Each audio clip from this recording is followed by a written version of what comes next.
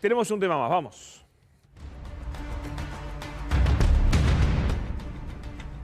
Sí.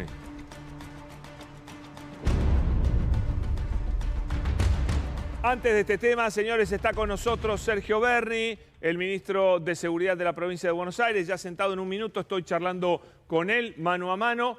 No vamos a hablar de internas, no vamos a hablar de internas, vamos a hablar de lo que realmente la gente quiere saber, la gente quiere conocer y, por supuesto, los temas más importantes que son, sin duda, la vida de los argentinos amenazada por la inseguridad y también por el flagelo de la droga. Así que hablamos con Sergio Berni en un minuto. Te quiero contar esto de Patricia Bullrich, porque mirá lo que pasó, lo que descubrió la Oficina Anticorrupción. Piden información sobre la importación de aviones y helicópteros. La sospecha es que en la compra de estos bienes suntuosos había sobreprecios, no, se simulaban sobreprecios, no, había sobreprecios. Es decir, se cotizaba un valor superior al de mercado para llevar adelante la solicitud de la importación, acceder a los dólares con la cotización oficial. No, pero esto es otra cosa, muchachos, esto es otra cosa. Eso es justicia. No, esto es otra cosa. Vamos a lo de Bullrich, que tiene que ver con compra de material de seguridad, no de aviones. Esto es la denuncia contra Patricia Bullrich de la Oficina Anticorrupción, no de Justicia, por la compra de material para el G20 que llegó 5 meses después del evento. Fíjate, ¿no? Fueron 9 licitaciones entre el 28 del 11 y el 1 de diciembre de 2018 con sobreprecios del 315%. Directamente corrupción, Directamente corrupción, sobreprecio del 300%. ¿Qué compraron? 4 ambulancias, 20 furgones, 475 chalecos antibalas, equipos antiexplosivos, 900 uniformes ignífugos, 5 camiones hidrantes, 120 pistolas tácticas, 2 escáneres, total 9 millones de dólares que hay que investigar si se hicieron estas compras con sobreprecios o no. A ver qué decía Bullrich sobre este tema. El dispositivo de seguridad es un dispositivo potente, fuerte y adecuado al desafío que tenemos frente a esta reunión. En primer lugar, vamos a estar desplegando 22.000 efectivos que van a estar operativos, más 700 miembros del Ministerio de la Seguridad de la Nación que van a estar trabajando en las condiciones generales de seguridad de todo el evento. Dispositivos de seguridad nuclear y radiológico, esto están a cargo de las 4 fuerzas federales. Toda la zona de la cumbre que va desde la avenida Udaondo hasta la calle San Martín, toda la zona hacia el... Ya está, las mentiras de Bullrich ya cansan. Bueno, la Oficina Anticorrupción la va a investigar, esperemos que dé explicaciones sobre esto. Señores, punto, porque me está esperando Sergio Berni. Ya mismo voy a empezar a charlar con él y ya lo saludo. Sergio Berni, bienvenido. ¿Cómo le va? ¿Qué tal? Buenas noches. ¿Cómo está usted? ¿Está de acuerdo en que hablemos de los problemas de la gente? Quiera. No hablemos de la interna, de las peleas, no tiene sentido. A ver, primero juicio. que no son peleas. Segundo, me parece que hay que hablar de las cuestiones que le interesa a la gente, de cómo trabajamos para resolverle todos los días los problemas a la gente. Y en este momento me parece que hay que hablar de un flagelo que la realidad ha puesto a la luz nuevamente, que es el narcotráfico, la adicción y las falencias que tenemos que superar, no en la Argentina, en el mundo y las discusiones que hay que dar. ¿Cuántas vidas estuvieron en peligro de consumidores de cocaína, estuvieron en peligro de muerte directa en pocos minutos la semana pasada? Mire, usted vio que la droga fue extremadamente letal. Cuando nosotros con el ministro Kepler recorrimos después con más tranquilidad y después de haber secuestrado las 25.000 dosis que secuestramos, con un poco más de respiro recorrimos el hospital, hablamos con las víctimas y las víctimas refieren que en cuestión de minutos ya sentían que se morían. La droga era extremadamente potente en cuanto a su efecto tóxico. Y tomando una dosis mínima. Una dosis mínima de una droga muy baja calidad. Calcule que una dosis de esa droga vale más barato que una botellita de gaseosa que compra en cualquier estación de servicio cuando para cargar nafta.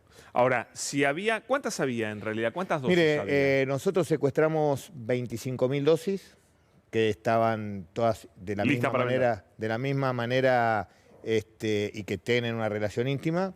Y le voy a dar un dato. yo tengo la plena certeza y sé donde casi con seguridad hay un remanente de eso y estoy peleando con la justicia para que me habilite el allanamiento, aunque le parezca mentira. No, pero eso es increíble. Bueno, sí, solamente en la Argentina pasan estas cosas. ¿Pero lo traba el juez? La justicia todavía no lo resolvió.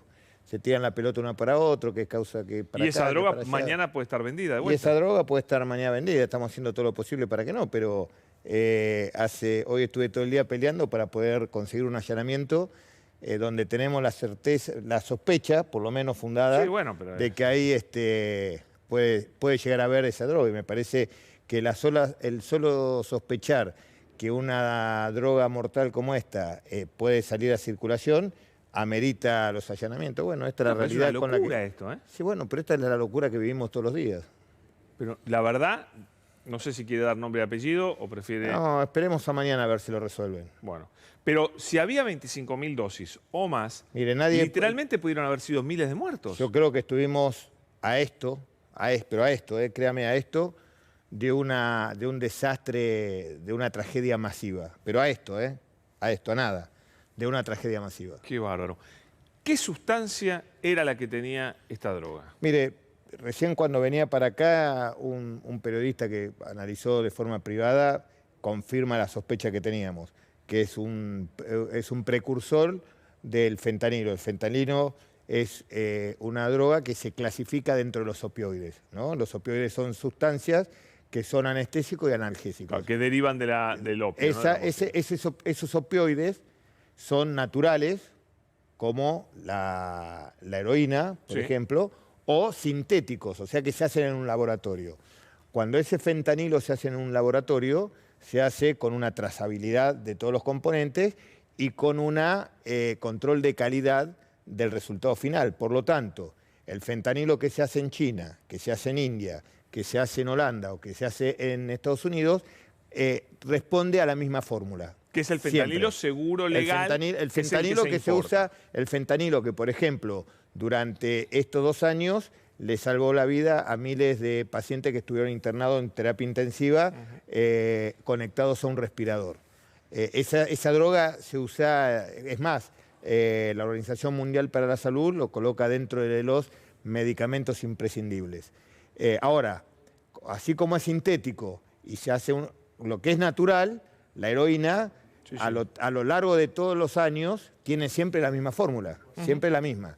Los sintéticos se pueden cambiar la fórmula. Cuando usted lo hace en un laboratorio medicinal, la fórmula es siempre la misma y si la hace de manera casera, evidentemente es una producción muy complicada, muy complicada, porque es una fórmula extremadamente compleja y si usted se equivoca o hace mal un cálculo de tiempo de una reacción a otra, puede tener una cosa parecida al fentanilo, pero que no es fentanilo. ¿Por qué parecía al fentanilo?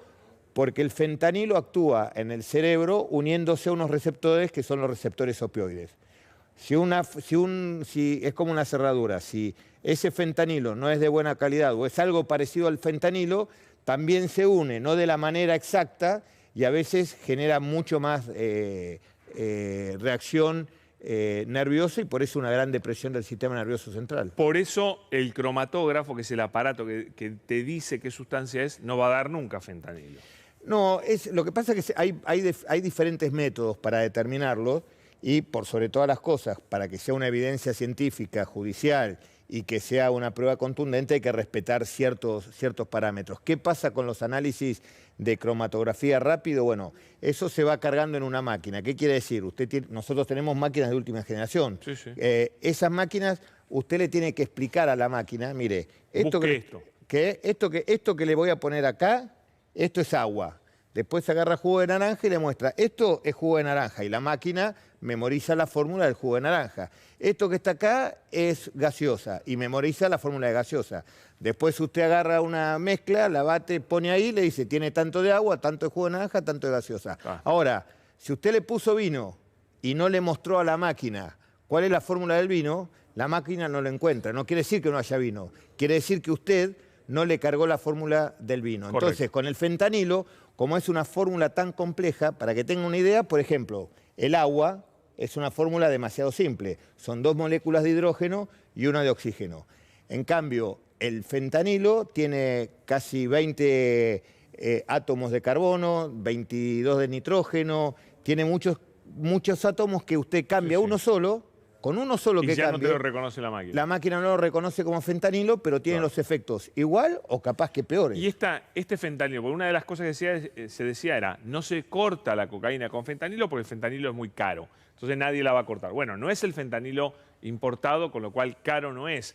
Esta sustancia la puede haber armado, digamos, algún químico medio inexperto en un laboratorio, digamos, de 4ª categoría en algún lugar. En realidad sí, el fentanilo, la cocaína se corta con fentanilo, pero se corta la cocaína de máxima pureza, por 2 razones. La cocaína de máxima pureza estamos hablando de una dosis vale 20 veces más de lo que pagaba esta gente, ¿no? Claro. Se paga, se utiliza no para cortar, no como para estirar, se utiliza con 2 cosas. Primero, para potenciar el efecto de la cocaína. ¿Por qué? Porque hay como un acostumbramiento a la cocaína. Por ejemplo, la gente que toma somníferos para dormir tiene como un acostumbramiento a esos somníferos. Bueno, para no acostumbrarse a los efectos de la cocaína, que va a veces necesitando más dosis para tener los mismos resultados y terminar en una muerte por sobredosis, a veces se le coloca ese fentanilo para que genere una reacción mucho más placentera, con menos dosis de cocaína, con una cocaína que es de extrema pureza. Esa es una de las razones. Otra razón es que hay una guerra entre, cuando digo guerra es en materia comercial. En materia comercial, ¿no? Hay una ecuación económica en la cual nos indica que todas las drogas de origen natural, llámese cocaína, llámese heroína y marihuana, después hablamos de la marihuana, tienden a desaparecer. ¿Por qué? Porque la irrupción de las drogas sintéticas comercialmente dejan fuera de competencia las drogas naturales. Porque es más barato producirlas. Porque es extremadamente más barato. Usted calcule que para producir 1 kilo de cocaína, primero no lo puede hacer en el balcón de su casa, por más que quiera, porque necesita una altura, necesita una temperatura, variables como la uva, vio que necesita que de día haga mucho calor, de noche mucho frío. Bueno, la cocaína por eso se produce en Perú, en Bolivia, en ese lugar de la cordillera. La heroína se produce en el triángulo ese de oro entre Tailandia, Myanmar y Laos. Entonces necesita el lugar. Para tener 1 kilo de cocaína necesita 1000 kilos de hoja de coca, necesita muchísima gente que destile esa cocaína, mientras que en un laboratorio, yo recuerdo haber allanado laboratorios aquí en el microcentro en un baño. Y ahí se hacía que y ahí puede hacer lo que quiera. En un baño usted hace lo que quiera. No necesita el tiempo de cultivo, no necesita... Bueno, están los precursores. Entonces, ¿no? teniendo la posibilidad económica de que las drogas sintéticas avancen, las drogas naturales tienden a morir. Y se le pone sustancias químicas adicionales para generar esa dependencia de las drogas sintéticas. La marihuana es otra cosa, porque la marihuana, no tenga ninguna duda, que va a ser el reemplazo natural del tabaco. ¿Cómo? Sí, no tenga ninguna duda. De hecho, que va a ser muy común, digamos. De hecho, los grandes inversores en Canadá, donde el cultivo de marihuana es de origen legal, son las grandes tabacaleras, entre ellas Philip Morris. Es más, Philip Morris, el gerente comercial Philip Morris, en una conferencia de prensa, pidió que el cigarrillo sea prohibido dentro de 10 años, como los autos a nafta, que tienen que estar prohibidos para que las energías limpias lo sobrepasen. Bueno, acá lo que acá están no haciendo, va a ser autos a hidrógeno, sino va a ser marihuana reemplazando el tabaco. El futuro de las tabacaleras está apuntando al uso de la marihuana. Vamos a hablar de los narcos, ¿no es cierto? Porque la gente dice, se captura narcomenudeo. Bueno, Patricia Bullrich, su gestión, eran campeones mundiales de tener a un chico con un porro y después que eso era la lucha contra los narcos. Pero, ¿se han detenido verdaderos narcos durante su gestión, por ejemplo? Fíjese, nosotros hace poquito retuvimos al Rengo Pacheco. El Rengo Pacheco era el sindicado, estaba buscado durante toda la época de Vidal, se lo buscó, nunca lo encontraron. El otro día el Paisa, desde el 2018, tenía pedido de captura, nadie lo había encontrado. Igualmente me parece que es una estupidez competir quién detuvo más narcotraficantes o quién volteó más búnker. Mire, en esta semana trágica, mientras nosotros trabajábamos, escuchaba muchos políticos hablar, nosotros derribamos tantos búnkeres, yo tanto. Mire, nadie derribó más búnker en un día que lo que hice en 4 años de Vidal en Rosario. La pregunta es, ¿sirvió de algo? ¿Cuál es la respuesta? No, porque si no, mire cómo está Rosario. Pues no es un tema inmobiliario. Encuentran en 2 minutos por donde eso, vender la entonces droga. me parece que los argentinos tenemos que aprovechar estas situaciones para discutir nuevos paradigmas, para buscar entre todos las mejores políticas públicas, no solamente tendientes a luchar contra el narcotráfico, que evidentemente ha fracasado en el mundo, pero no lo dice quien le habla, lo dice cualquier experto. Las políticas de lucha contra el narcotráfico que puso como paradigma Nixon en el 70 han fracasado. Entonces nosotros tenemos que empezar a pensar políticas de prevención y políticas de rehabilitación, Ministro, dos temas que son pendientes en la Argentina. El grave problema y uno de los motivos del fracaso es la gran cantidad de dinero que tiene para corromper. ¿Ha corrompido la política también el narcotráfico en la Argentina? Lo que toca corrompe, a ver, lo que toca. Pero hay conexiones. Pero por ejemplo, sí, claro. Se ve clarito en Santa Fe. Pero no tenga ninguna duda, corrompe la... Mire, yo recuerdo el paladín de la lucha contra el narcotráfico en la Argentina era el juez de Orán. Sí. Y sin embargo, quien le habla lo detuvo y fue condenado y sentenciado por narcotráfico. El juez que era el símbolo del paradigma de la lucha contra el narcotráfico. O sea, no solamente la justicia, porque todos pensamos, cuando pensamos en corrupción, pensamos en la corrupción policial. Sí, por supuesto, pero no solamente la policial, avanzó en la justicia, en la política, en los medios de comunicación, en todos lados. Lo que toca el narcotráfico... Los medios de comunicación. En todos lados, lo que toca el narcotráfico lo corrompe, lo que toca, por supuesto. Y sobre todo, ¿sabe dónde se ve? Yo no quiero que nadie se sienta aludido, ni mucho menos, pero en muchas radios a veces...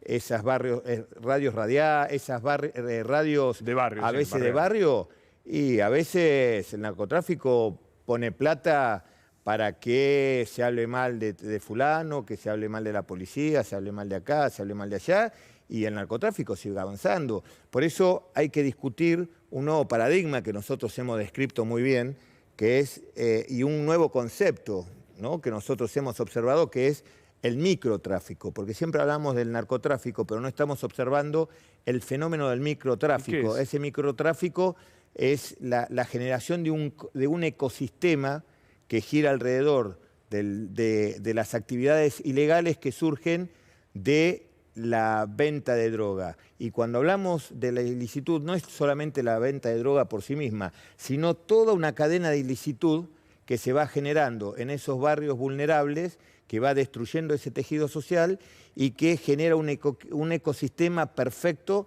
para que se autosostenga esa actividad ilícita que es el microtráfico.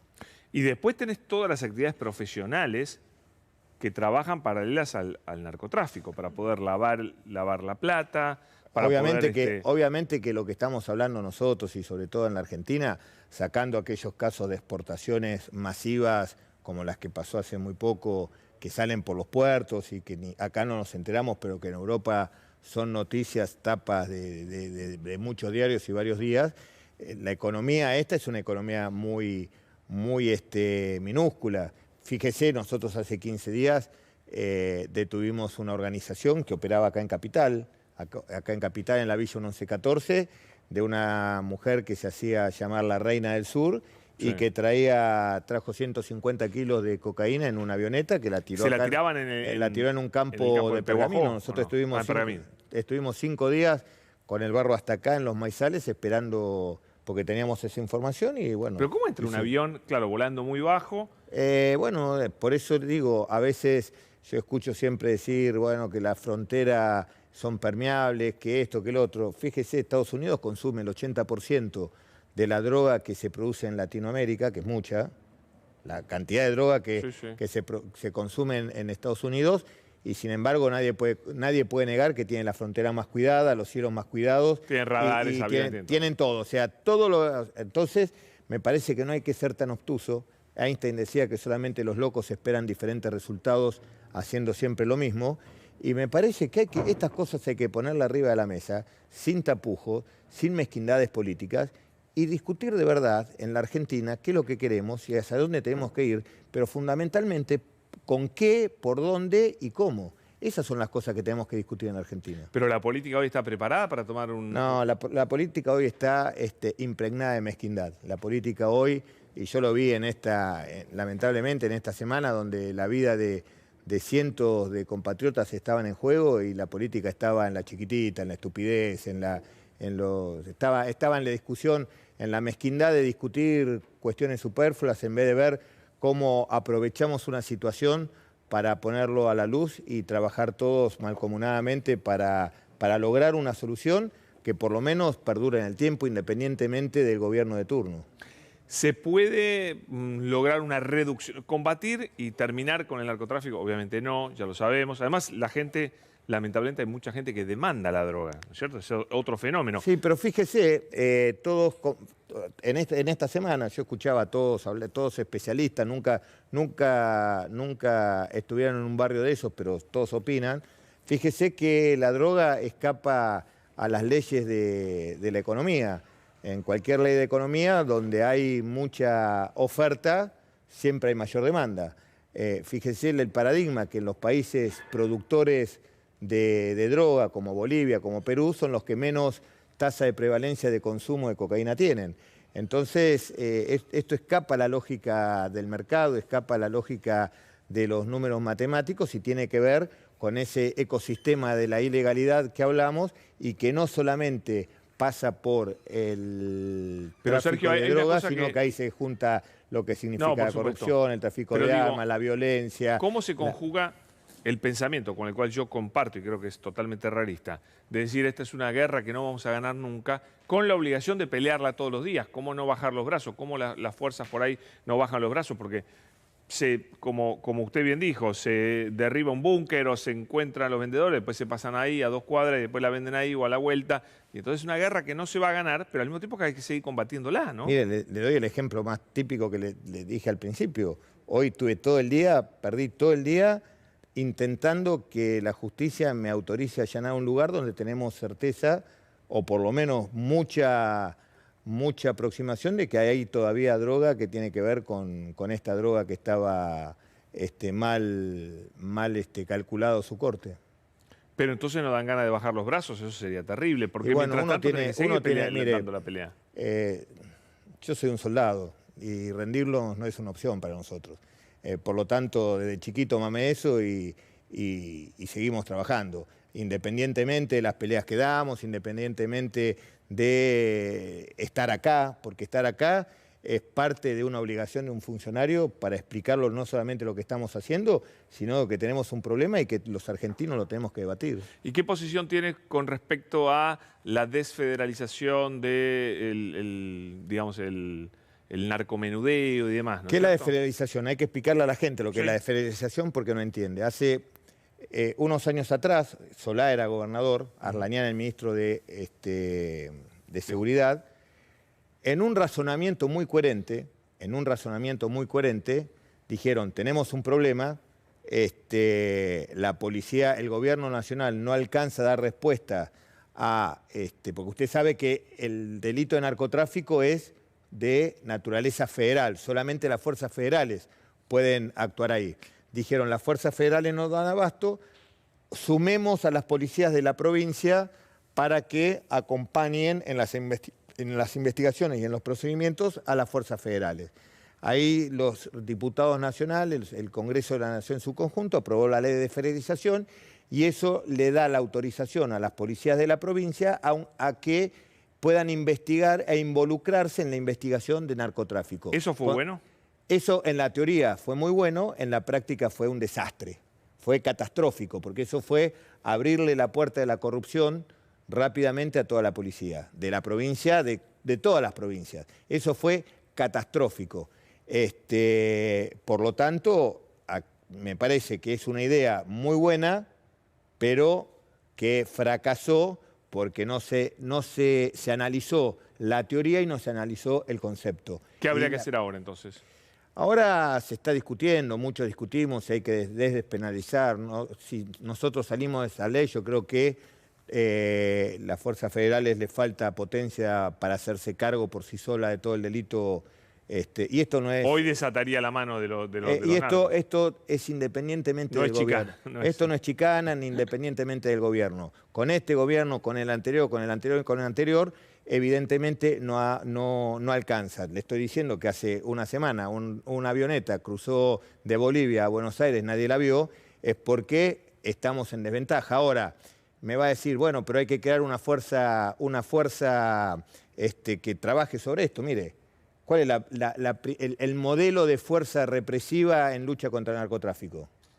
La DEA. Estados Unidos, sí. La DEA, bueno. Y sin embargo, recién dijimos que el 80% de la droga se consume en Estados Unidos. O sea, evidentemente fracasa y seguimos profundizando los fracasos.